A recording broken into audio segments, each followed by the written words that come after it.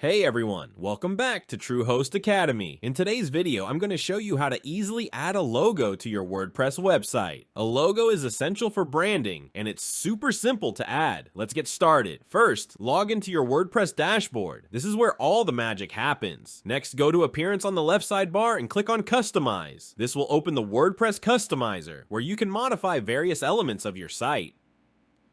In the Customizer, look for the Site Identity option and click on it. This is where you can upload your logo. Here you'll see an option to add your logo. Click on Select Logo. This will open your media library. You can either choose an existing logo or upload a new one by clicking Upload Files. Once you have selected your logo, click Select to add it to your site. After uploading, you'll see a preview of your logo. You can also adjust its position and size depending on your theme. Make sure it looks good. Once you're satisfied with how your logo looks, don't forget to click the Publish button at the top to save your changes. And that's it. You've successfully added a logo to your WordPress website. If you found this video helpful, make sure to like, subscribe, and hit the notification bell for more WordPress tips. If you have any questions, drop them in the comments below. Thanks for watching, and I'll see you in the next video.